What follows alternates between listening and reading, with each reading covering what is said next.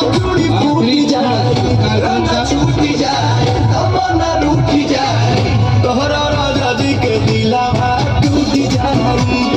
राजा जी के दिलावा टूटी जाए तोहरा पिया जी के दिलावा टूटी जाए राजा जी के दिलावा टूटी जाए हमारा बोलो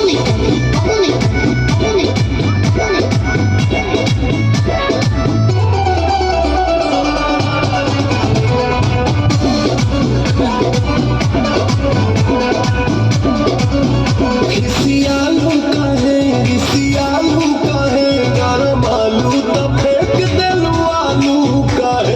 चालू तो बोलो ना चालू कहे हमसे भाई भाई धोखा ये भैया किस देव चोखा जाई